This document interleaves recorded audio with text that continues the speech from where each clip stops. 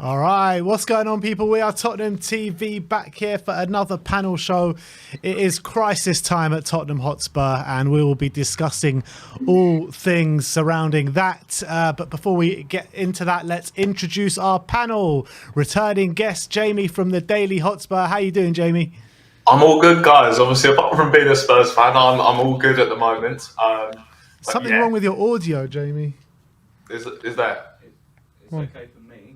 I think it was just a bit too loud on our end. Fine. It's all right. Good. It's all good. It's all right. Sorry. Okay.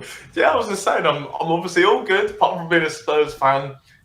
Just chaotic at the moment. But yesterday, obviously, just so much going on, kind of so much to unpack, and yeah, I'm sure there's plenty to discuss on today's show. But yeah, just delighted to be back on, boys. Thank you for getting me back on. Yeah, plenty discussed is a bit of an understatement, Jamie, but let's get into David. David, the Irish Hotspur. I don't think many people on this channel need any introduction to him, but how you doing, Dave? Yeah, look, I'm good. I'm good in general, apart from Tottenham Hotspur. Like Jamie said, never a dull day at Tottenham. You think international break, time to kick back, relax, get behind your country. Well, you're not allowed to do that. Here we find ourselves again, rolling out stream after stream on Tottenham Hotspur. Plenty to unpack. Let's get into it. Yeah, let's do it. And all right, let's get into the first topic, and it obviously is surrounding the sporting director Fabio Paratici. And the question is Paratici's job now untenable? We'll start with you, Jamie. Yeah, honestly, the situation yesterday, total embarrassment. Of course, we saw this video come out, didn't we, of him kind of explaining why Spurs fans shouldn't be worried about the situation. You know, we've got 10 games to go. I thought the video, first and foremost, was totally uninspiring. It was obviously, it looked like it'd been filmed on some like webcam, you know, on Zoom or something.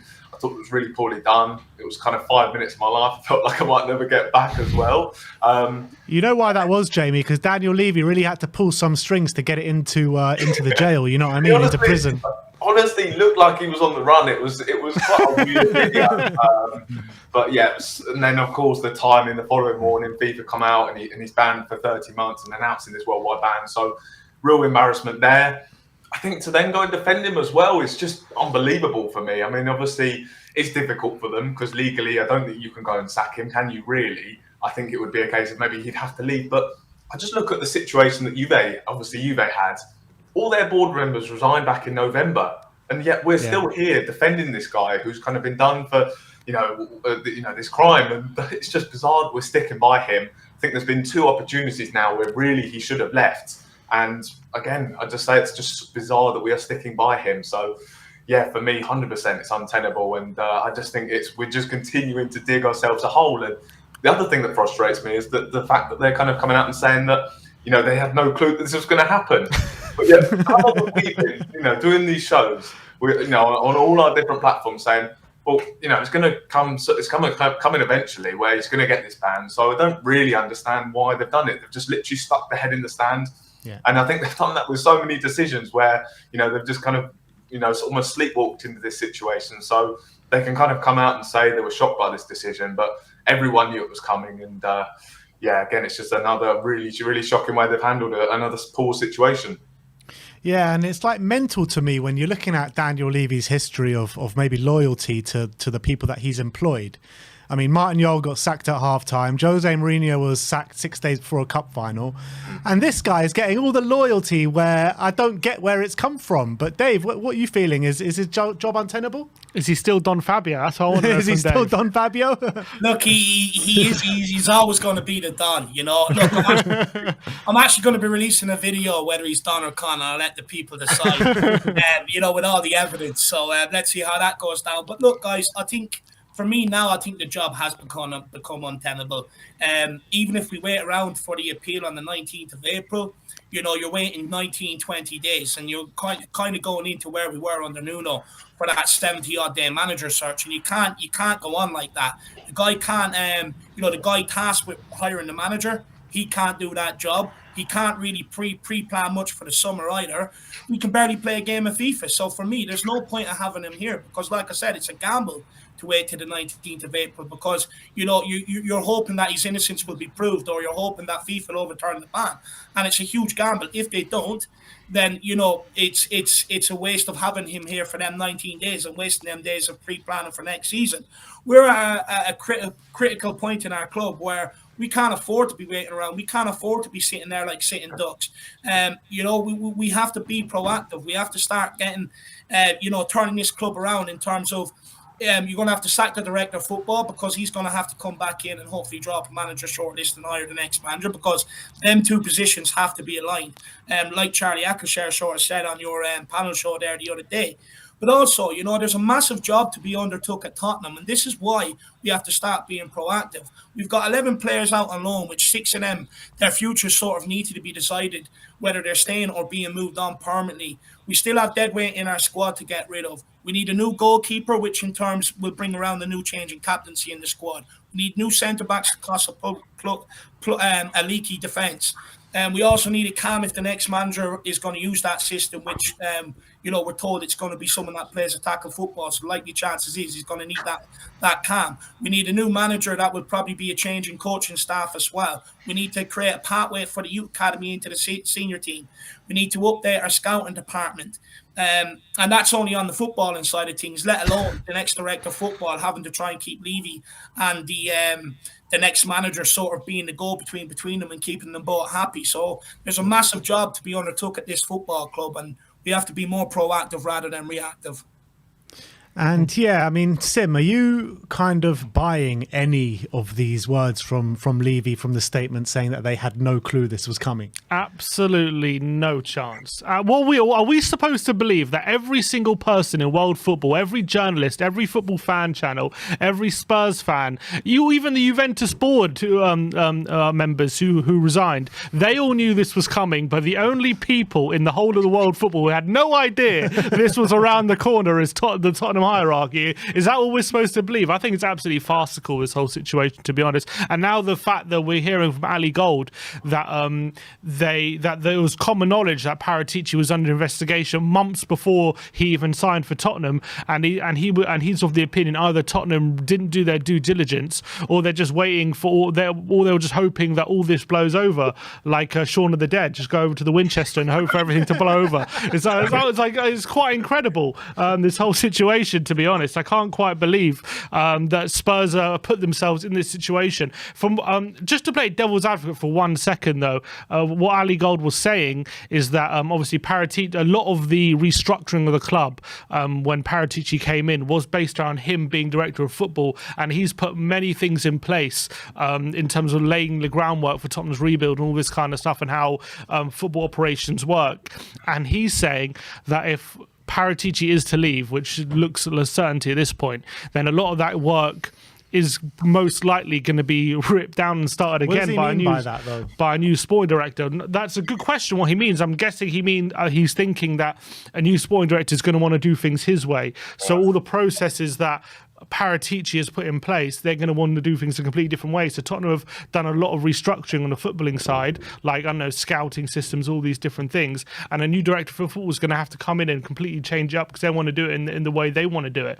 And I'm guessing, from a devil's advocate point of view, Tottenham want to give Paratici every chance he has to try and, I guess, win the appeal and prove his innocence or whatever it is to get him back working, because they don't want to kind of chuck away 18 months or 2 years of work if it's not absolutely necessary. I would argue at this point it is absolutely necessary. The guy is banned from football and he's a director of football. So I think at this point we have hit that moment where I think they brought this on themselves. If it was true that was common knowledge months before that he was going to be under investigation, we shouldn't have touched him with a barge pole. So the fact that there's been an oversight there, and coupled with the fact that we knew this ban was coming months ago after the Italian FA appealed to FIFA to make his ban worldwide, and we knew that was likely it was going to be approved.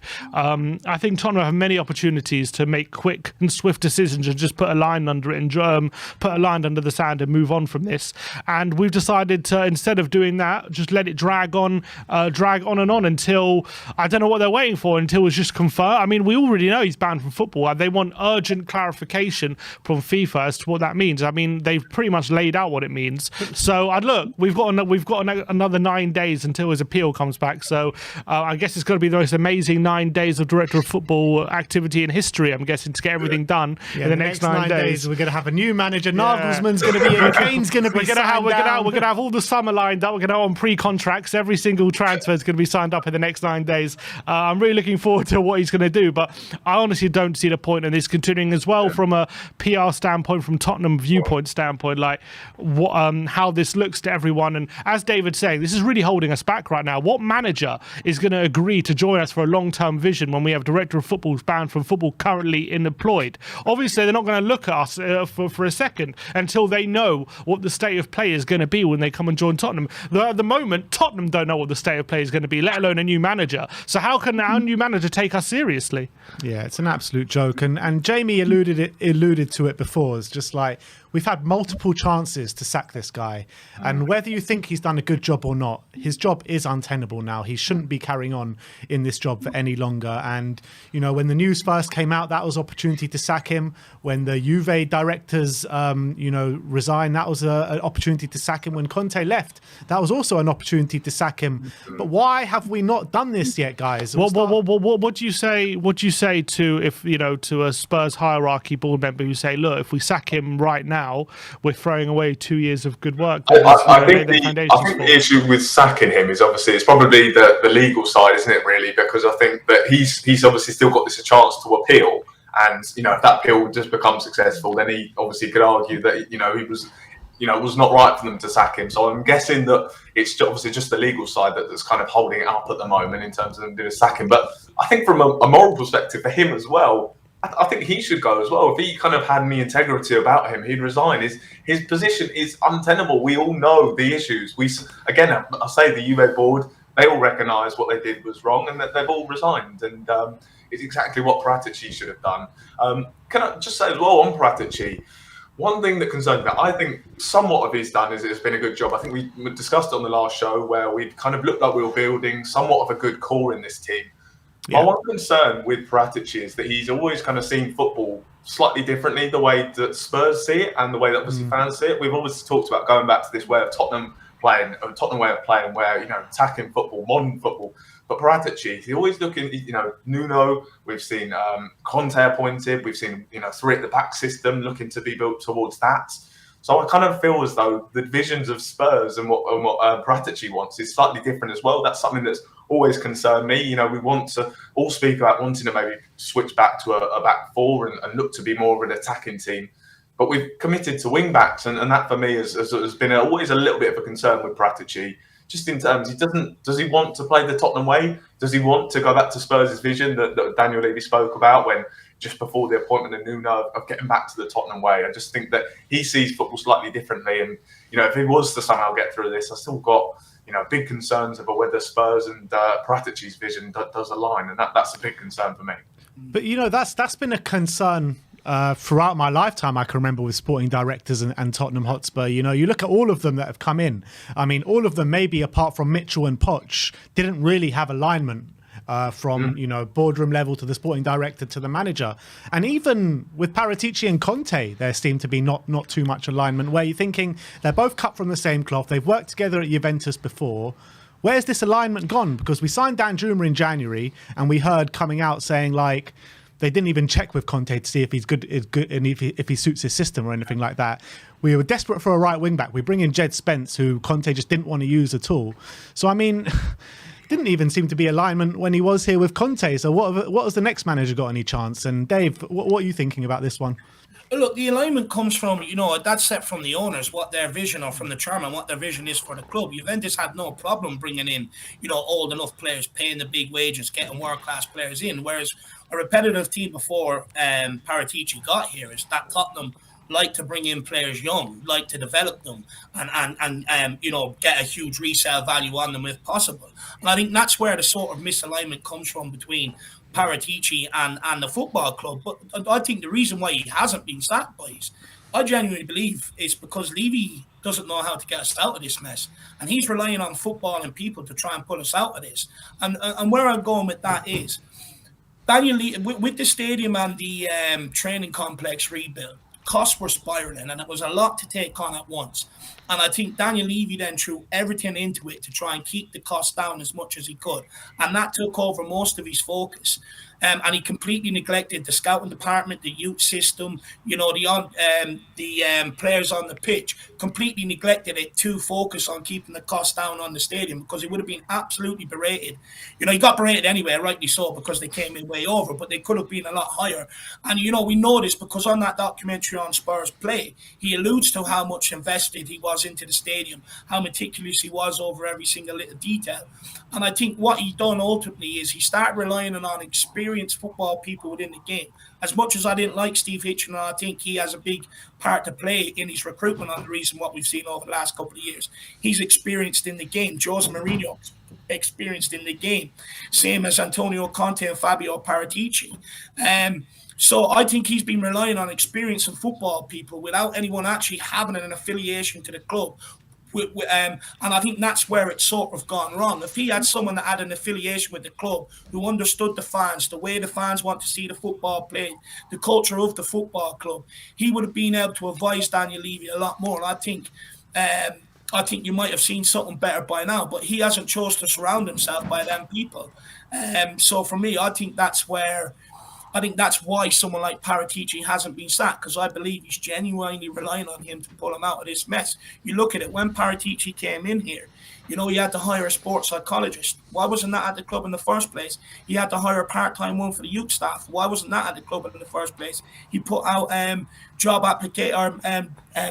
applications for local scouts, people bringing young players to the club. Why is that not in place in the first place? Countrywide, Europe-wide, we should already have that sort of place. And that's where I'm going at, where I think Daniel Levy genuinely has lost control of it. And that's why he's relying on someone like Paratici, because Paratici, when he first came in here, he sort of done an overview or an audit of absolutely everything, and then sort of formed a plan. And he's starting to implement that plan over the last few years, bringing in Greta Steinson, Andy Scolding, even that guy, what was his name, Perkins, who's now been and gone. That guy that they sent over to South America, that they used to be a Madrid scout, who gave away our transfer targets on national TV and seen spotlight. These are all things that Paratici are trying to put in place that weren't there in the first place. And I think Daniel Levy realizes that we are so far behind in terms of the football side of things. You look at all the players we've got out on loan, plus the driftwood in the squad. Over the last few years, some of our best youth players are leaving. Look at Nolan Madueke, the fee he went to Chelsea for.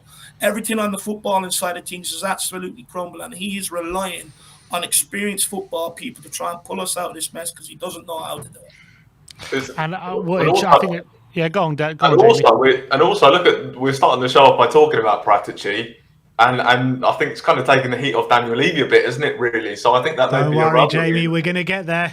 There's another reason why he's still in charge, is because I think it's kind of taking the heat off him. Of course, look, 100%, we all know the blame is on Levy, but look, publicly, everyone's discussing Fabio Paratici at the moment. Obviously, there is talk of Daniel Levy. There's always going to be talk of Daniel Levy. But at the moment, Paratici is almost having to take the heat for Daniel Levy. And so maybe that's another reason why he's kind of been kept on. Yeah, so it's not a bad theory. But when it comes to the misalignment between the director of football and the club, or the manager as well, I think the red flags were there as soon as he came, to be honest, when you look at the manager search. And when Levy was talking about the Tottenham DNA, and then Paratici comes in and supposes and tries to get Gattuso as our manager, and ends up with Nuno Espirito Santo. These aren't managers that represented how Tottenham fans wanted us to be playing. What Levy said literally a few weeks before Paratici comes in, those aren't the managers that really what we had in mind. So I think that Paratici, from that point of view, there's always been a bit of a even then, I feel like there's some red flags of the misalignment between his vision and the club's vision. Obviously, I do think transfer business-wise, what Tottenham DNA means. Paratici, that's I mean, it's part of the problem, because when you think about it, Juventus, it's just very, very different. The style of football their fans are used to, how their club is run, what their kind of aims are, win the league every single season, pretty much, or was when he was there. And it doesn't matter what kind of football you play defensive football, whatever. You just get experienced heads to keep you at the top of the table every single year and keep you winning and keep that gap. And that was Paratici's aim. Coming to Spurs is completely different kettle of fish. The aim is to kind of rebuild a squad, try and build a winning mentality from scratch, trying to get us to one league title, let alone consistent league titles, and also playing in an entertaining way, which the Tottenham fans like to see.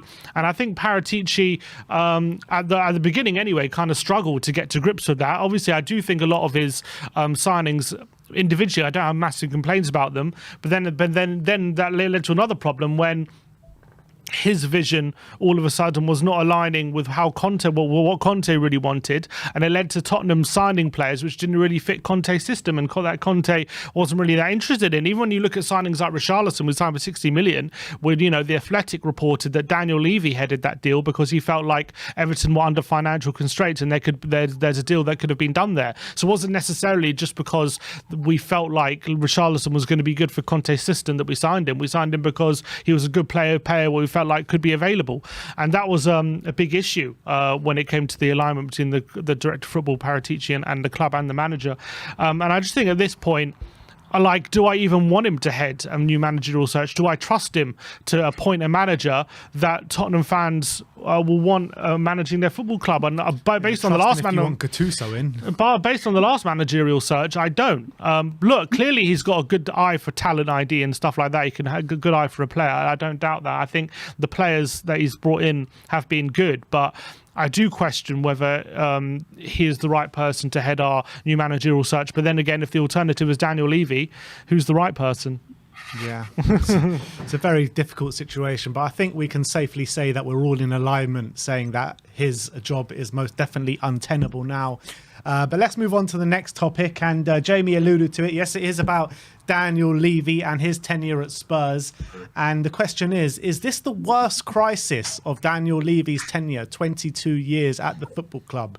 Jamie, do you think this is his worst crisis at this football club? Because he's had some crises, is it? Yeah, I mean, if this is obviously, he's had so many, and if we discover this is kind of the worst, then it really shows you how bad it has got. But yeah, I just think ever since Mauricio Pochettino left the club, he's just made kind of mistake after mistake. I said, Jose Mourinho obviously was not the right manager to come in. I think it felt like he's got the wrong appointment, maybe with Fabio Paratici and getting in the wrong sporting director as well. And we've just seen kind of countless decisions kind of leading towards this whole situation. I think maybe a lack of being proactive as well. That's something that's always kind of let us down. We always seem like we're very reactive as a club, and I just think that all the successful clubs are clubs that have a proper plan in place. Everyone in the club is kind of notes, singing from the same hymn sheet. It's all about being in alignment, and Spurs very much is not like that at the moment. I think it just feels like the last 4 years have really been wasted. We've been trying to chase this quick fix for trophies. We've gone off in a completely different direction from where we are as a club in terms of. Look, the way Nick run the club, I can accept, but I want us to be able to commit to that. I want us to have a manager in place who's going to want to develop younger players. They can go and sign younger players if they want and give them to the manager, but they need to have a manager in place who's willing to work with these younger players. I'm fine with signing players like Jed Spence, but you've got to have someone who's willing to work with a guy like that. And we brought in Jose Mourinho, who obviously was not willing to work with younger players. Antonio Conte, who obviously again is a not coach who's prolific for developing players. He wants ready win now players. So it just felt like we've kind of wasted these last 4 years chasing something. And I just think it's obviously got into this whole situation now. And again, we know all the things that are going on at the moment with Paratici, no manager, obviously no stadium naming rights deal as well. So just so many issues kind of on top of each other. But for me, I think it's the last 4 years and just how it's felt like we've completely wasted it. And obviously it's just kind of all piled on top of itself. And yeah, we're kind of seeing the fruits of that now, unfortunately. I'd actually even bring it before that, before Maurizio Pochettino exited the club. I think this all started to go downhill in those 18 months where we didn't make that signing. And it's just kind of spiraled out of control from there. From that, we've gone from sacking Poch way too early, where we should have given him that rebuild. And then from then on, it's just been bad decision after bad decision after bad decision. The managerial appointments in Mourinho and Conte and Nuno, the Super League, furloughing all those staff and then retracting on that. And now all this. I mean, right now, Spurs don't have a manager for the men's team, don't have a manager for the women's team. A director of football is banned from world football. We've got one competent centre-back in the whole squad, and our talisman main player, Harry Kane, is running down his contract and probably wants to leave the club in the summer. So we talk about Paratici's job being untenable. I know you can't sack a chairman, you can't sack a part owner, but is Daniel Levy's job untenable, Dave? Look, I think it should definitely be under review, and I think it's getting to the point where it is untenable. Like I alluded to, there's a reason why he changed what Steve Hitchen and what Paul Mitchell's role were to a director of football under Paratici, basically giving him more powers, because he's lost control. You look at reports coming out over the last few days, he's hiding away. That's also an example of a guy that's lost control. And you don't need someone that's reactive, sitting there hiding away. You need someone that's proactive, that's going to come out here and tackle all the issues absolutely head on. We've got a number of issues that need to be resolved, like we talked about with the manager, the DOF.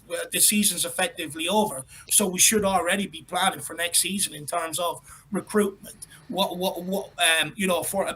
beyond that, but what we're going to look like on the pitch next season in terms of manager, coaching staff, director of football, and players brought in here and players brought out, and all we're sitting here doing is delaying it. But the problem we have right now with Levy, Ben, is the fact that him and his family own 29.4% of ENIC. Levy and him and his family do. So, they're not going to sack him. They're not going to put the pressure on him. They're not going to ask him to move aside. And also, he helped set up ENIC with Joe Lewis back in the early 90s. So he's not going to ask him to move aside. So you've got a problem where the rebuild has to be football-led and not business-led. But we've got a guy who's brilliant at business, but has a proven track record of being a failure at sort of football and their decisions. So I would argue, why can't we look to move him aside into the role that they hired Todd Klein to do, which is bring in all this commercial business, which is what Daniel Levy has been so good at, and bring in a guy like Arsenal did with Edu to lead this sort of football-led rebuild, and it has to be that way. Look, many would argue, or some would argue that, up to the Poch years where we were challenging, just falling short of the league and getting to the Champions League final is sort of the culmination. But since then, the last 4 years have been totally unacceptable. And we can't keep going through this cycle where we're bringing in, win now people who have the track record of CVs, of trophies and everything else. And then every single one of them are leaving this club, and fans are calling them dinosaurs, losers. They don't know what they're doing. They're past it. They're over the hill, this, that, and the other. And the reality is they go on and take another job and they go on and win trophies. We can't keep having that optics out there, that perspective out there. That has to change. And for me, the only way of doing that is moving Daniel Levy over to the commercial side and getting someone in here that has a bit of know-how about football, and getting him to sort of lead that rebuild, because everything has to be football focused on this rebuild. You have to have the product on the pitch. You have to have the staff in place. You have to have the recruitment staff in place. You have to build up the scouting network. You have to create a pathway from the youth system into the senior squad. And all that has to be led by someone who knows more about football than what he does about business. So that's why I think Daniel Levy has to move aside. But like I said, we've got a unique sort of model in the Premier League, or a problem that nobody else has, where your sort of chairman is immovable. It's called the dictatorship model. That's what it's called at Tottenham Hotspur. And you should never have a chairman or an owner that is so involved in every single little aspect of the club. He needs to be letting football people do football things. And that's what my understanding was, bringing in Fabio Paratici to the role anyway. Levy was supposed to take a step back from these kind of things. And in the end, he still, claimed to micromanage every single facet of this football club on the footballing side and the non-footballing side. And if we carry on this way and he keeps micromanaging everything at this football club, there's only one way we're going to go. And that's not the way that we want it to go.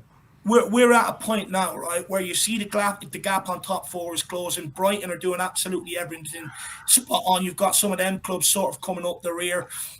You look at the likes of Liverpool and Chelsea. I'm pretty sure they'll be back up around there next year. So we could very, very quickly find ourselves falling further down the table. And that can't be reality. You've also got Kane and Son, two generational talents, sort of coming into the twilight of their careers. They've only got a few years left, and that's if Kane commits. And if you have to be ready for them guys to be, for them guys leaving. What you have to have is you have to have stability. You have to have a solid foundation in place. Your recruitment has to be spot on to give yourself a chance of being able to recruit the right guys to be able to add what they add to the team. You also have to improve that backline, because once you lose their goals and assists, we're going back to a mid-table Premier League team. You take Kane's goals out of the team, we're already sort of mid-table, just hovering above relegation.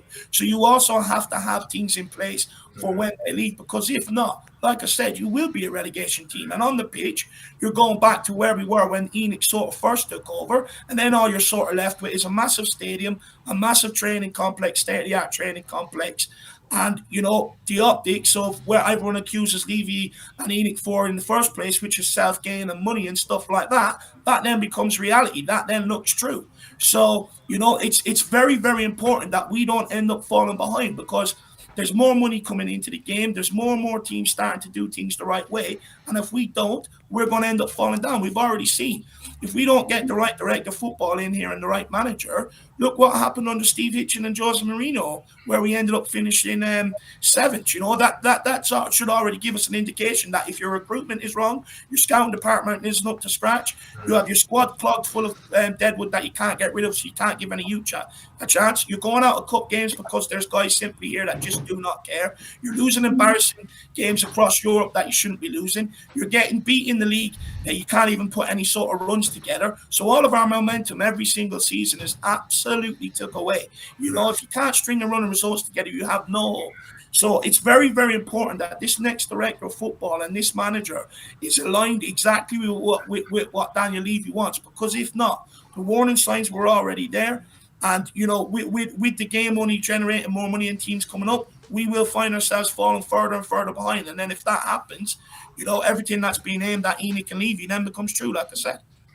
And on top of all this, like, we're hearing from Matt Law, I think it was yesterday or a couple of days ago, he came out with a snippet saying that they're considering a massive hike in season ticket prices, ENIC and Daniel Levy. And, like, how can they have the audacity to even think about it? Like, what we've been through as fans for the last 4 years, and they're considering hiking the season ticket prices from most expensive to, like, crazy to the most expensive of the most expensive. It's like, how can they have this audacity, Jamie?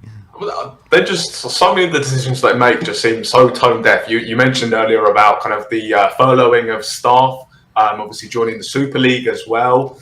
And now we've got this situation where they're wanting to, you know, during obviously, you know, the cost of the living crisis as well, they want to increase the prices in a situation where there's so much uncertainty about what's going to happen next season.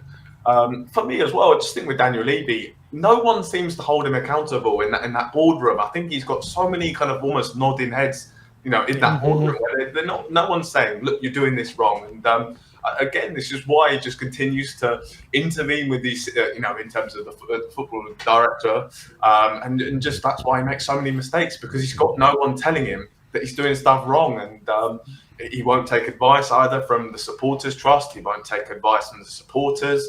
And then that's why he'll just continue to keep doing what he's doing. I think he just always thinks he's making the right decisions. Look, business-wise, I think he's made some great decisions for Spurs. Obviously, building of the stadium was great. Yes, obviously there were some mistakes in terms of the delays, but overall, business side he's done great. And footballing-wise, it's just been so poor. And the other thing as well, I'd like to say on the sporting director, I think, David, you mentioned about Edu. A guy who knows the club as well. You know, Edu was a guy that come in, he knows exactly all of what Arsenal's about. And I think as well, they clearly, the owners at Arsenal clearly allowed him to get on and do his job. You know, the number of players they've been allowed to kind of almost write off and remove the deadwood from the squad. For Spurs, we're not allowed to do that. We've got Fabio Paratici desperately trying to find buyers for these useless players that we want to get rid of. and we just continue to string around with them. And that's why I think Edu's been such success. He knows the club, and he's been allowed to just get on with his job. So that's as well. That's another point with Paratici, and maybe, you know, is he the wrong fit for the club? That's another concern. But yeah, with Daniel Levy, I said it's just no one in that boardroom holding him accountable for any mistakes. That's the point I was making earlier, Jamie, where it's kind of like if we had someone like that who understood Tottenham, who understood what the fans want, who understood the way Tottenham should be playing, he could advise that to Daniel Levy, and there doesn't seem to be anybody to do it. Any manager or director of football that comes in here seems to all be coming here for a payday, because they know even if they do a bad job, they're still going to get paid up. And it's only going to be temporary. You're only here for 16 to 18 months at a time. So you're sat, you're getting paid up, you can move on to your next job. So a lot of people are seeing Tottenham as a payday, as a cash cow right now. And that can't change. And that's why, you know, it'd be handy to get someone in here, or even at board level, who has an affiliation with the club. You've got lots of them around on match days, you know, being up there in the fine dining restaurants and stuff like that, schmoozing fans. Why can't you get any of them into the boardroom? You've got Harry Redknapp out there with a wealth of knowledge who understands Tottenham. Why can't you get him in an advisory role? Martin Yule, Jan Vertonghen is another player who he done an interview there, I think it was yesterday, saying that he's sort of been getting into the sort of business side of football and stuff like that. Yeah, he's doing a degree at the moment, yeah. And look for him to maybe work alongside someone like a Martin Yule. And then when Martin Yule goes, you have a concession plan. It's all about being proactive and pre-planned. But what we do need is football and people at this club that have an affiliation with the club to be able to bring it forward and in a direction that the fans want. And I think if you have that, I also think the fans will also give a bit more patience to a project or to a manager as well. Yeah. And Sim, do you think that this is maybe the worst crisis under the Levy tenure? It's tough to say it's the worst, because I believe where we're headed, right, is where we were 2 years ago. 72 days out of manager, Harry Kane putting in transfer requests and wanting out and not playing for the team. But I feel like it's still recoverable right now. I feel like we're clearly headed in that direction, and we're clearly no manager's going to touch us right now. So we could easily go 70 days without a manager. Harry Kane is clearly questioning his future, and why not? Why wouldn't he be back in the headspace where he was 2 years ago? So that's still very much a possibility. But what I would say is 2 years ago, that was all a reality. That happened. It was 70 days without a manager. Kane did one out. He did try and force a move. And as of right now, March 30th, that hasn't happened yet. This is a situation that Levy can still recover. If he gets rid of Paratici, hires a director of football, gets a club moving direction, gets a manager through the door, and who can convince Kane to stay. This is all definitely a recoverable situation. But it's definitely heading towards a situation which is definitely not recoverable. I think we're heading towards his worst crisis. I think as of now, we haven't quite made it just yet, only because it's still a bit recoverable. But for sure, we're heading towards his worst crisis that he's ever been in. What was worse than this? 2 years ago. You think that was worse than this? I think it was worse than this. Yeah. I think it was. I think 2 years ago we were absolutely nowhere. 2 years ago we actually had a sporting director that was putting plans in place. No, we didn't before. We had to wait. We had to wait months for him to get hired. For Paratici. Yeah.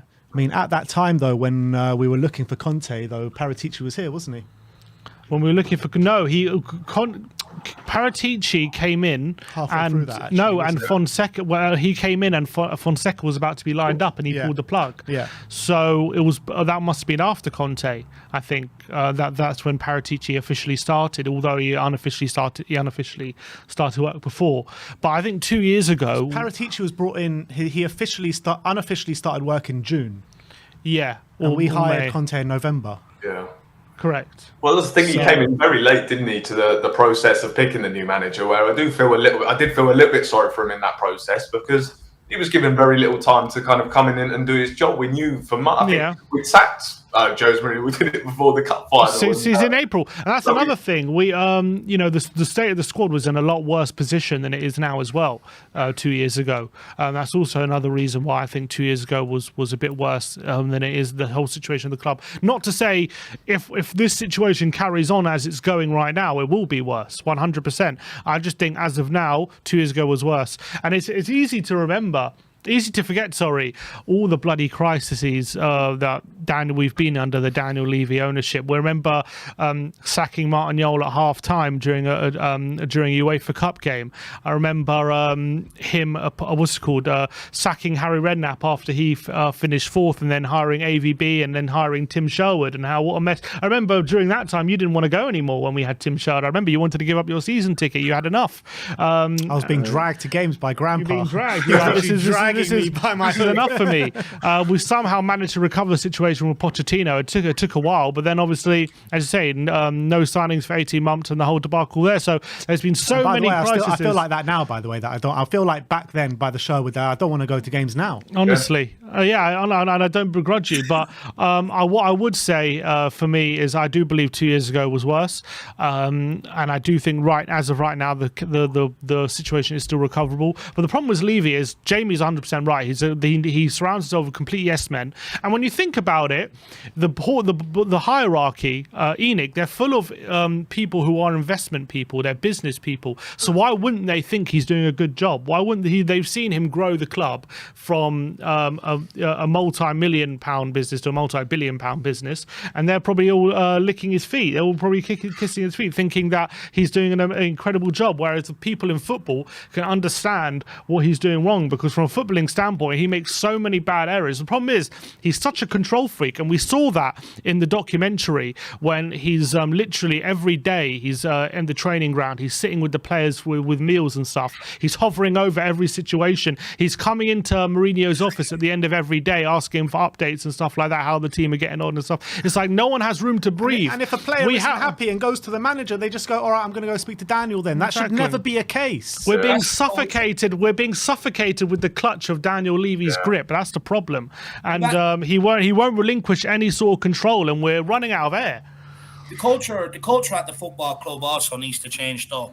Like Ben alluded to. But that stems from the top, doesn't it? 100%. I think as well, the reason why, some of the Pochettino players have been kept around, and I would argue it's been some of the younger players that he could keep on into this next phase, is because he has people down in the squad that he can trust, that will come to him and also alleviate and tell him the problems that's going on.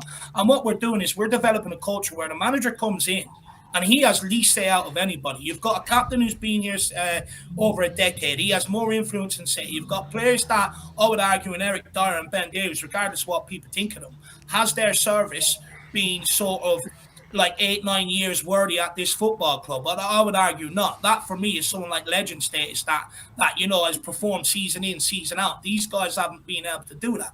But the problem is we have them being able to go and bend his ear. Danny Rose walked in the All or Nothing documentary we seen where, he asked Jose Mourinho about playing time. He didn't like the answer, so he goes, okay, screw you, I'm going to Daniel. You had Nuno, who walked in, told Ben Davies, look, you're just not good enough. You're the B squad. Perform on the football pitch, train hard, you might get into my 18. Ben Davies doesn't like it. He goes to Daniel. You've got a point now where you've got Richarlison, who's only in the door, Romero, who's not too long in the door. They're also going and demanding that managers are sacked. You can't have this culture at the football club, because what it's leading to is you've got players coming out complaining about Jose Mourinho's training methods, man management methods. You've got they've done the same under Pochettino at the end of his tenure. They've done the same under Nuno, and they've done the same under Conte. We're developing a culture where no one wants to work hard. They're complaining about being put through training drills, but yet defense is our weakest part of the squad. They don't want to do the work. You've got some complaining that Pochettino overtrained them, and now you've got the same players complaining that they're being undertrained. And then you're seeing Joe Hart running along the training inside the training complex, bowling a ball, and Matt Doherty standing there pinging it with a cricket bat. You've got people going off worrying about golf, this, that, and the other. And the reality is, people are playing every other sport at Tottenham Hotspur, bar football, bar what we actually care about. And this culture has to stop. You can't let the players run the club, run the dressing room. And again, it's another sign of Daniel Levy losing control. This can't keep going on like this. It can't happen. And then you wonder why we lose to Sheffield United, Zagreb. You wonder why we get embarrassed in Europa Conference League to part-timers against Ennismora. Because no one wants to work hard. Everyone wants to blame the next man. You got Joe Lewis who pays Daniel Levy to take the shit so it doesn't go up to him. You've got Daniel Levy who pays the next guy underneath him so the shit goes to them and people look at them rather than him. You've got him who hires the manager, same thing, and you've got the manager. Oh man. Oh, David was just in mid full flow. Was just in full flow, but I don't know what's happened to him. I think he's. Oh, there he is. He's back.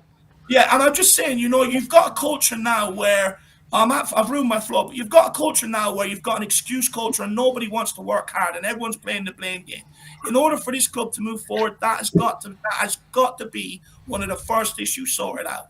If you want a manager and a director of football to be able to implement what you bring them in to do, you've got to get rid of that culture. Because if you've got players going to Daniel Levy, but it also works where, some of them have been here a long time, where I know for a fact they've got some relationships with some of the press. They can leak stories. They can send out the narrative about the manager. All they've got to do is talk to the staff in and around the training ground because they've been there so long. Do you hear what so-and-so done to me? They also speak to Daniel Levy. And all it does is it enables them to be able to keep getting managers out because they don't want to work. The excuse culture has to go. Yeah, 100% agree with all that. And it does feel as though like they've been given that power because they know they're not going to be sold. They're going to be kept on because it's much cheaper to keep these players than pay up their contracts and get rid of them. And they know they're safe. So they're in a real strong position, these players. They can, if they don't like what the manager's doing, as David said, they go straight to Daniel Levy and say they want him gone. They go straight to the press and start leaking stories. And that's exactly why we've got this culture. And, exactly why Antonio Conte is absolutely livid in that press conference and why he feels the need to throw them under the bus, because they have got all the power. All the power is in their hands. And that's why, again, David made the point as well. That's why you're losing these games. You really shouldn't, because they don't want to work hard. That when the pressure is on, they don't want to kind of, really take that into their own hands. And I just think there was so many good points you made there, David. It was just frustrating, very frustrating. Absolutely great points made by all there. Let's move on. We're gonna jump a topic and then go back to the last topic. But the next topic is about Stellini and Mason being in the role, and if you guys think they can achieve us top four. Ali Gold has actually just tweeted 6 minutes ago, and he says, "Young man, there's no need to feel down. Was pumping out of the gym today as Stellini and Mason are trying to find new ways to lift the morale within Hotspur Way." YMCA. Yeah. They've changed the lyrics to THFC, never mind YMCA. What's tomorrow's song? The Cha-Cha Slide. Gangnam Style next, yeah. And I was watching the clip. There was a clip doing the rounds from training today, and the morale did seem especially low. Not one smile coming out from anyone. Usually you're seeing jokes from all the players and they're all smiling and having a laugh together. None of that today, and it does seem that morale has just hit a rock bottom at Tottenham with everyone involved at the moment, including the fan base, to be honest. But Stellini and Mason are in charge now. Is there any chance that Stellini and Mason can get us top four? We'll start with you, Jamie. The only way I can kind of see it is I do think the mood will somewhat improve eventually. I think with Conte, it obviously got to a point of no return. We kind of did see these stories. I do somewhat believe them. Look, but I think Conte had literally just been worn down by this football club. And obviously we know the stuff that went on with his personal life as well. So he's got himself into a situation where I think that his mood's going to be terrible. And obviously that's obviously not going to be great to be around. I think with Stellini and Mason, you will get a slightly different vibe. I think it will be more positive. So that's kind of what you're banking on, really. You're kind of banking on them to be more positive. And I'm not sure that's going to be enough to get us into the top four, whether it's going to lift the mood. Obviously, a lot of people kind of talk about Stellini ball and, getting excited about it. But look, still lost 1-0 away at Wolves when he was in charge. We lost at Sheffield United when he was in charge as well. So I would certainly not get too carried away with him. But then I just look at our rivals as well. I think that Brighton are in a better position than us to kind of go and finish the season. I think that Newcastle are in a better position than us. Obviously, we saw them finish after just before the international break, with that big 2-1 win. Obviously, Alexander Isak really stepping up as well. And they just looked like a team that were really together and fans that were really believing. We saw how much it meant to the Newcastle supporters winning in the last minute. That's a club, just everyone pulling in the right direction. You've got a manager who's been fully backed. you can see everyone that he's brought in is just, again, just in line with his vision, and that shows you what you can do if you really buy into what the manager wants. So I think Newcastle are in a better position than us.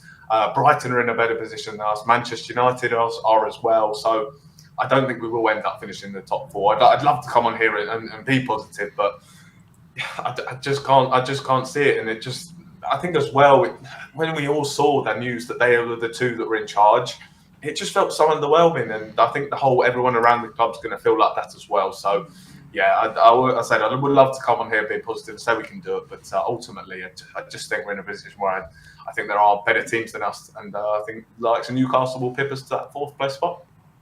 You feeling the same way, Dave? I mean, after the report you read out there, I'm definitely feeling that way.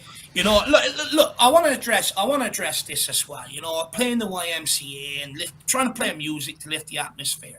I mean, it's an absolute joke. They should be walking around with party hats and party poppers. They got the manager sacked. What more do they want? You know, they should. Apparently, they were all doing the hand chants as well in the gym like this. Honestly, you see a coordinated video of a flash mob at the Tottenham Hotspur Stadium of slide to the left, slide to the right. It's ridiculous. It's ridiculous. At the end of the day, they're a part of the problem, and they're a part of why this season has completely crumbled. So you got the manager sacked. Pick yourself up. No point in crying over spilt milk. Dust yourself down and give it one good go for us fans who deserved it. The away fans this year have been absolutely incredible. I feel sorry for you. Because actually, when you look at our record, especially in cups and that, we lose a hell of a lot of away games. So I feel sorry for you guys, you know. You had, what was it, against Fulham, the whole first half an hour. All you could hear is Spurs fans singing in loop, you know. And they got to realise they owe fans like that. They owe fans that have paid thousands of pounds to get across the pond to be able to come and watch these guys, you know, guys that adore them, you know. They owe the fans, every fan that, you know, gives up everything else on the weekend, that can't afford to go get to games, that sit at home on the couch to watch the games and everything else. They owe them guys. We follow them through thick and thin. We adore them regardless of what they do at this football club. So they owe us fans. So they better turn around that mood very, very quickly. But to be honest with you, it doesn't matter what manager's in charge. It really doesn't. The players run this. I have no doubt we'll probably see a rebound performance against Everton Monday night. You look at it, we've got Brighton. They're also sort of in the run for European football. So that's not going to be easy. Everton's scrapping for points. Palace coming up, they're scrapping to avoid relegation. You've got Brentford. And we've got Leeds United last game of the season who are also scrapping relegation. And then you've got Man United and Liverpool coming up. But that's the games where we're going to lose this top 4. Because if the players are running the dressing room, I don't care. People, you can put Barney the dinosaur in charge. It doesn't matter. The players are running this dressing room. The players are the ones calling the shots. And for me, I think when you have that sort of culture, the minute Liverpool United come around where it gets tough and you need people to dig deep, they don't want to do it. They want to plan a next trip to St. Andrews to go and swing a few golf clubs. So that's where we're going to end up losing this top 4 race. I just genuinely have no hope. I think with manager being sacked, everything going on with the director of football, I think, to be honest with you, most of our players and everyone and most people in around Tottenham Hotspur are already on the beach in Alicante. Yeah, it seems like that. And you make a good point there, because I'm looking at the next 6 games Spurs play. Everton away, like you said, Brighton at home, Bournemouth at home, Newcastle away, Manchester United at home, and Liverpool away.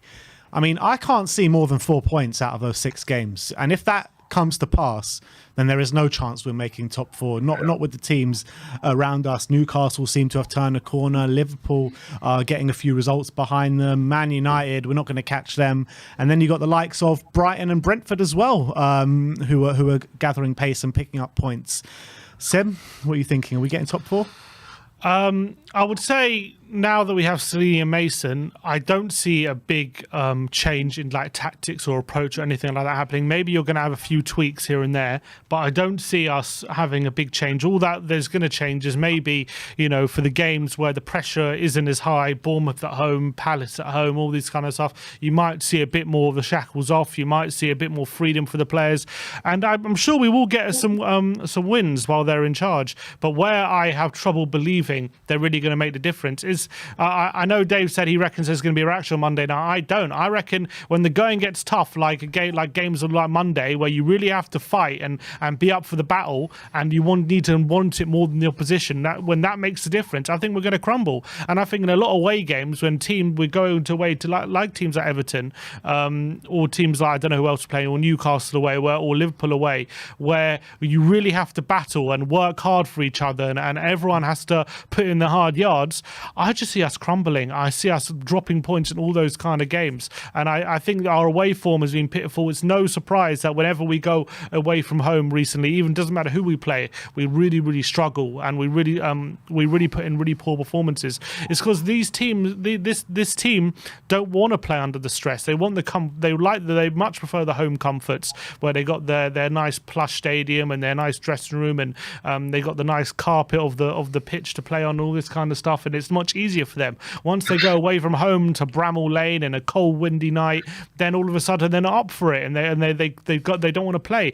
And especially now, they don't have a manager who's going to be proper on their case about all these things. I know it wasn't really working before, but I can't see Stellini, who's probably going to put an arm around the shoulder and maybe loosen things up a bit. I don't see that helping the situation when it comes to fighting for points when you really need it. And I think that's going to be the big issue. I think it's a more mentality issue than a quality or even a position. I think position-wise, quality-wise, we have more than enough quality in the team to get the top 4 spot. I actually think, despite the games in hand for other teams, I do think we're in a good position when it comes to the top 4 race, because I think Newcastle are drawing a lot of games. They could easily drop points. Liverpool are struggling for consistency as well. So I do think we're actually in a good position when it comes to getting in the top 4. But I just, when the going gets tougher, we really need to turn up in a away game to get we have to win this game to make sure we're getting top 4. Do I back us to do it, or do I think we're going to bottle it and we're going to crumble?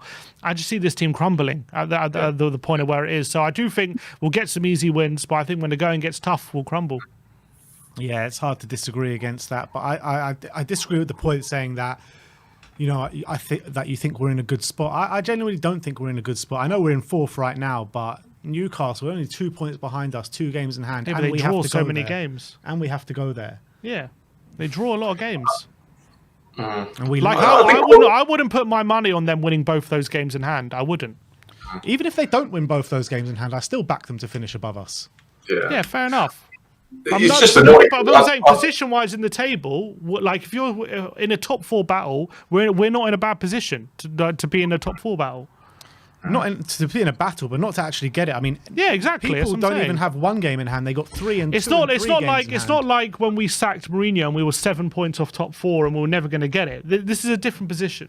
We're in actually a lot more teams going for it this time. I know, but we're in a better position, to get the top 4, position-wise in the league than we have been previously when we sat managers. Jamie, you about to say something? Yeah, I think quality-wise, we are there. I think there will be teams as well. I think Newcastle are going to dip in out of form. I think just the fact that we are 4th at the moment just says a lot about how poor this season has been. And I think you will see inconsistencies from teams. And I think Sim's right. In terms of the quality of this team, I think we are there. But we've discussed it, and I think so many great points. It's just the mentality that just absolutely stinks at this club and amongst these players. And that's why we've seen such an explosive run from Conte. So I think that Everton's going to be a really good indication of where we're at, because it's either going to be we're going to see this lift, we're going to see a bit of a bounce, or it's going to be a game where they're going to crumble, because Goodison Park, under the lights, they're going to be completely behind this team. These home matches are what Everton are going to be banking on to get points. So it's going to be a really difficult game, and we're going to see whether we're going to be up to the test, whether the players are accepting, whether they're actually happy with Stellini and Mason being in charge, or whether they're going to go back crying to Daniel Levy. So we're going to see what the state plays like. But for me, I think we've all said it. I think we're all very worried that we are going to drop points on Monday. How many games do we give it before they start complaining about Stellini's training methods? I'll give it a couple at least. We wanted Kings of Leon. That's what we're going to be hearing next. Or whatever it is. But do you know what? The problem we've got at this football club is, and you've got to question, who's going to lead us over these last few games? The chairman ain't going to do it. The management ain't going to do it, because they've been brought in to bring in a friendly environment, so they're not going to lead them to do it. And there's the captain can't even lead this squad. He can't get them to fall in line. And the squad is already fractured. It's already split. Look at Højbjerg's words on international duty, about Conte's interview. He wanted him to come out and name and shame who he's talking about. You got Son, one of the only players to come out publicly and wish, Conte, all the best for the future. So there's a massive split in that dressing room. You got some guys who, are sick of the losers and the loser culture in around Tottenham. It's like, come on, guys, pull your weight for once. And you've got other guys going, hang on, you don't tell me what to do. I'm a stalwart of this football club, and the dressing room split. So when I look at that and when I look at who's leading it, I have no faith that top four is going to happen, because what we need now is someone that's going to bang some heads together and say, guys, we need to come together and give it our all for the last few games. But no one's going to be willing to step up and do it. You see, even when Højbjerg tried against Southampton at half-time, he's telling people, switched on at half-time, let's not concede early. 20 seconds later, we're pulling the ball out the back of our net. So it's like there's no one capable to grab any sort of leadership role. So if you don't have that, there's no hope of pulling it all together for the last few games. Yeah, absolutely. All right, well, let's move on to the last topic of the day. Just before we do that, let's just get into a few super chats that we have here. Michael Hellman, member for 18 months, big up Michael, says, absolute joke of a club, and I am not happy to say that. Craig Fenner with the super chat saying, can anyone do lasagna? Get this lot out of our club. Danny Kiriakou saying, can't people see what Levy is doing? He does not care. Big up Danny. Eugene Park saying, how much a Tottenham season ticket? I'm in the US and I'm paying $3,600 for one 22-game season ticket here for the NHL, not even NFL, NBL, MLB. Well, my season ticket costs about £1,200.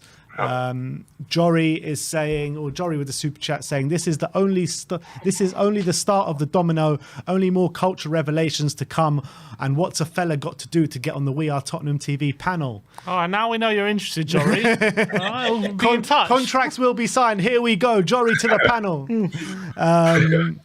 Loves Music saying Juventus by the Thames has failed. Most definitely has. Craig Fenner saying Levy has no one to challenge him. If they do, goodbye. That's absolutely spot on. And DG saying the problem is we never know what's going on week to week, month to month, and year to year. The confusion of our direction is killing the fans. Again, another spot on super chat there. But let's move on to the last bit of the panel, and we're going to be talking about this game this weekend against Everton and a bit of a selection headache for Stellini and Mason. Who the hell are we going to play at wing-backs? On the right wing-back, we've got Porro, who's come back after a dreadful international campaign with Spain, got hauled off at half-time. But I suspect he will play on the right with Emerson out, and Doherty, we ripped up his contract, how much we could do with him now, and also Jed Spence, who we loaned out. So Porro is the only one fit on the right-hand side, but on the left-hand side, Sessegnon out. Paratici most likely going to be out. I mean, where do we go with this? We'll start with you, Dave, on this one. Wing-backs, who do you want to see start? Simple. Bring up someone like Charlie Sayers or someone like that, That's where I'm at with it. What's the point of persisting with guys, even if Sessegnon comes back? What's the point? What has he shown this season? What has he done? He's a player that's completely regressed. Ben Davies out injured. Perisic, even if he does get back before the end of the season, he's already stated he doesn't want to be here. So stop persisting with these guys. We've developed a culture where, someone like Dennis Serkin, you could have called upon him to bring him in, but he left because there was no pathway or no first team opportunities for him. He backed himself to leave and get back to this level. Same as Levy had done it. Madueke, Marcus Edwards. There's a guy that went out to Italy, I believe Lewis Binks was his name. There's a few others as well. Where because they're sitting there and they're watching us away somewhere in the back half of Azerbaijan, right? And they're like, oh. And then they're watching senior internationals being, sliding around the place, being outplayed, and they're sitting there scratching their head like, well, why can't I get an opportunity? Why can't I do something? And I'm at the point where these players have already screwed the season up. So if you get injury crisis like that, or, if you're not comfortable with throwing a player out there because he keeps showing you the same thing. Start bringing up some of the youths. You know, you got to start clearing a way for some of this, for some of these youth products coming through. Look at the fee Madueke was bought for. Marquardt Edwards is going to be another one that's going to go for a big enough fee. I predict Sorkin will probably get a move soon, so he's going to go for a fee. We can't keep losing out on these players, you know, and watching other clubs spend massive fees on them, because even if they don't work out at Tottenham, it'd be nice to recuperate the money that we put into them in the first place and use it to affect, you know, the transfer budget and bring more in the first team. But I'm at the point. Give it to one of the youngsters. I was saying this when I think we had a massive injury with Reguilon and Ben Davies was playing left back at the time under Jose. What's the point? We keep losing these games, keep getting the same mistakes. Give the youngsters a go. You got Jamie Donnelly's father complaining about, you know, the youth not getting a chance, and all the youth people question, what's the point of being here? There's no pathway. And it's just clogged up with players, senior internationals who are not good enough. Then we've got loads out on loan as well. So it's just completely clogged for them. And, you know, the reason why we keep giving these guys games is purely because we want to try and regain some sell-on value. We want to try and play them into form. Just cut twice and start giving the youngsters a go. And that's where I'm at with it. Yeah, I mean, Jamie, we have heard in the past from Conte that Lucas Moura could potentially play there, Kulusevski could potentially play there. In my opinion, on the left-hand side, maybe even a Danjuma can play there. Do you agree with Dave that maybe we should be giving youth a chance, or would you like to see one of these players being thrown in there? Honestly, I think everything he said was just totally spot on. For me, I think these are opportunities now where we need, the way the club is run, because obviously, you know, the model will be, Nick, in terms of the transfer policy. It needs to be, you know, we need to be producing these younger players because we aren't willing to go and sign the top ready-made players. And this is an opportunity now to go and give a young player a chance. And, you know, often in these situations, or previously in the past, I might have looked at it and say, well, look, it's a bit unfair to just throw a young player into this sort of situation. But this is now the chance where a young player can, this is now the pathway that we've always wanted. And so I do think that is certainly something that should be happening. This is a great opportunity for a younger guy from the academy to come through. This is the only way it's going to happen. So I do think David's spot on there in terms of what he says. It's not going to happen, though, unfortunately. I think we all know that it's going to be a case of, I do think Longley will slot in at left back. I'd kind of like to see a set up. But Ben Davies injured, who takes that left centre-back role? So I think we'd perhaps set up in like a back four where you play Longley as left back. I think you'd have then Romero, Dyer and Porro as obviously the right back. And then maybe you kind of look to change depending on how the phase of the game. Maybe you have, when you're attacking, you slot back into a back three where you have Longley fill in. And then you've got Romero and Dyer as maybe a back three, and then you allow Porro to get forward. And then maybe when you're defending, you defend as a back four. So I think that's something that Arsenal have done this season and done it very well with Ben White. Obviously, we've seen him playing as a right back, and then when they defend, he slots into a back three with Gabriel and Saliba. And they've done it very well this season. And you look, obviously, as well, give Sonny more of a chance to have more space as well. I think that he's been really affected by Paratici kind of taking up positions that he's usually been as well. So I think that sort of system would allow Sonny to kind of flourish a bit more as well. So that's how I would set it up in terms of a back four with Longley as a left back, slotting into a back three when we're attacking, Porro getting forward, and we know that kind of we need him to be creating the chances. We've seen kind of already how good he is at his range of passing, so we need to utilise that. So that's how I think it will set up. But is that like a midfield three as well, like Sarr, Skip, and Højbjerg? I'm guessing.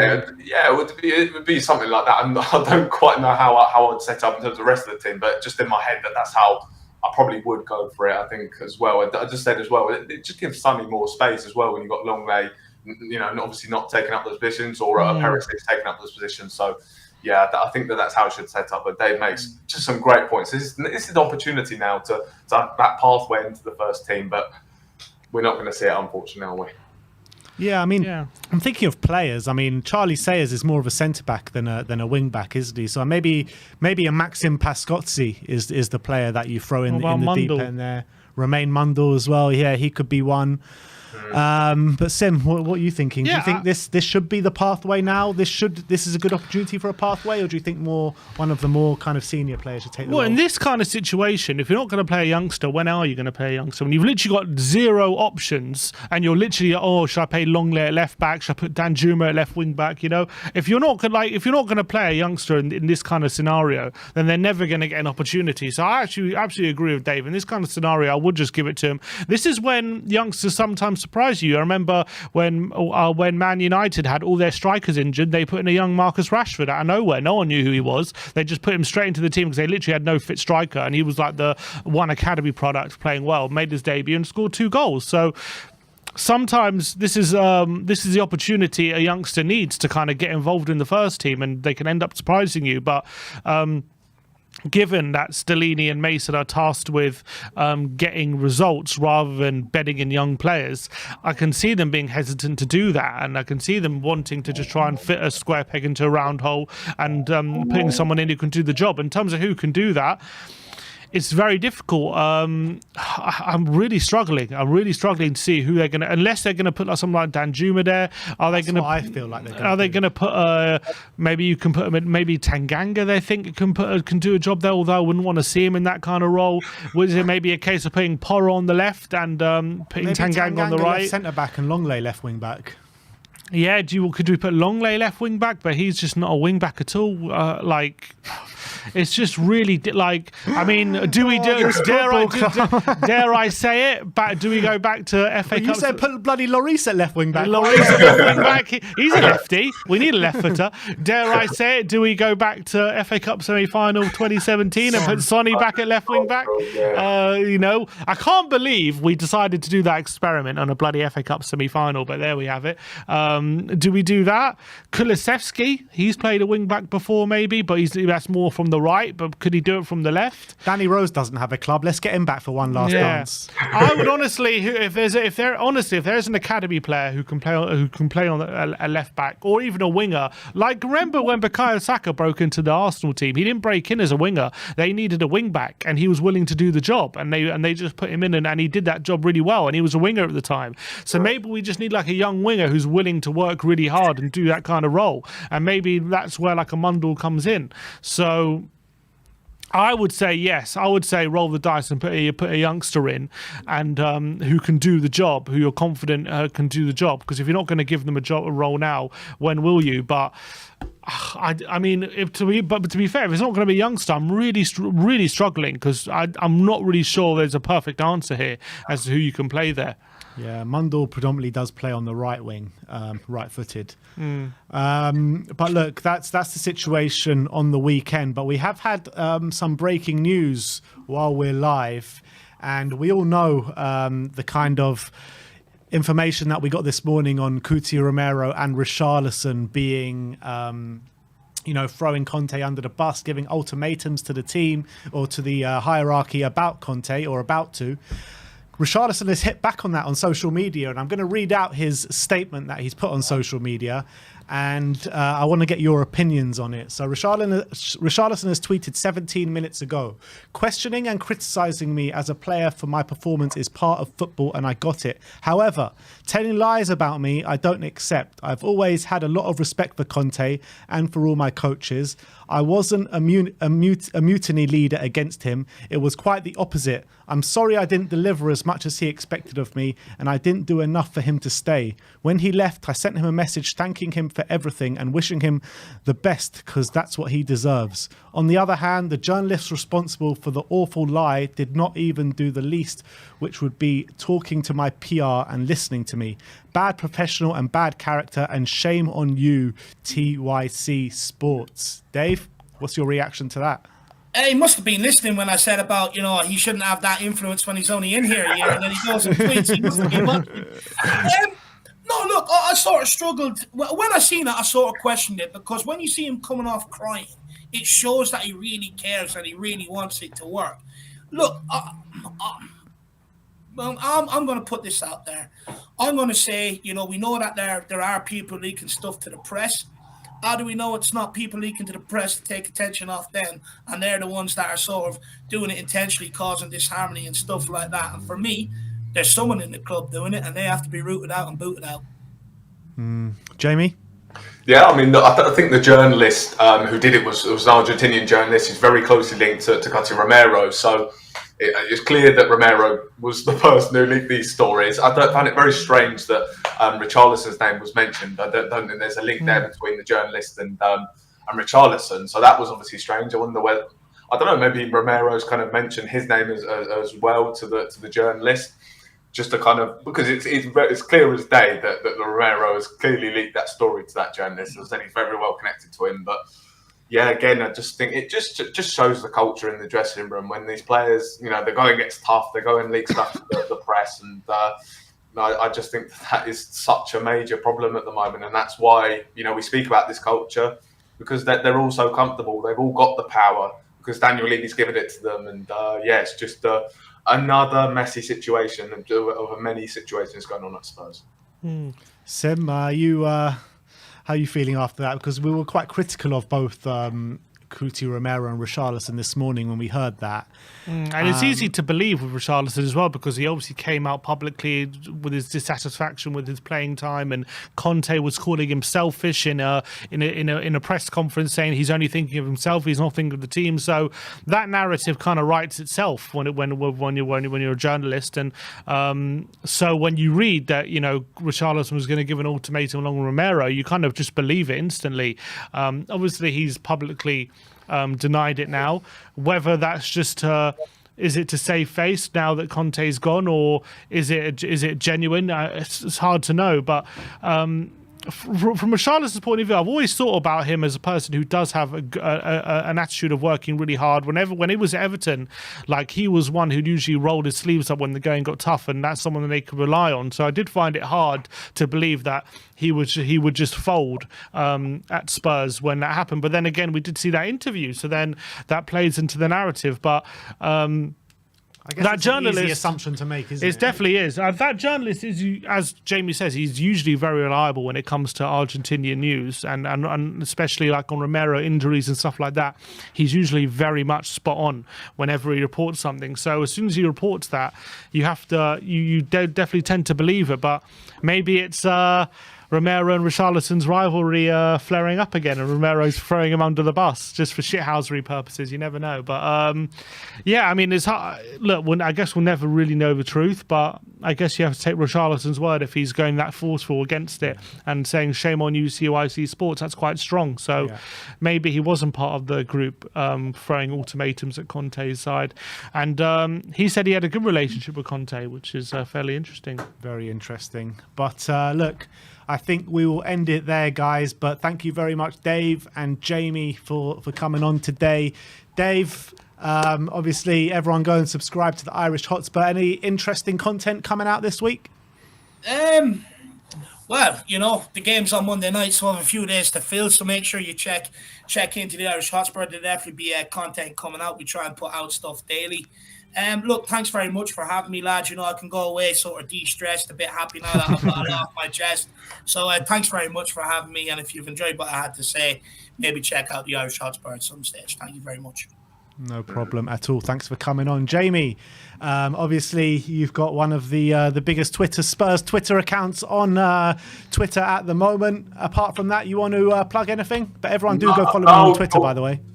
All good for me. I mean, just Daily Hotspur on Twitter. I'm sure there won't be too much to discuss over the next coming days, because as Spurs, we're, you know, always kind of keeping ourselves quiet. Even when you kind of said that breaking news, my heart was like, oh, what have we done now? So, but yeah, obviously some great chat today. I think there was some great points made. Really interesting conversation, and yeah, thank you very much for having me on again, guys. Really, that was a good chat. No, thank you both for coming on. Always great insight from the both of you, so thank you for that.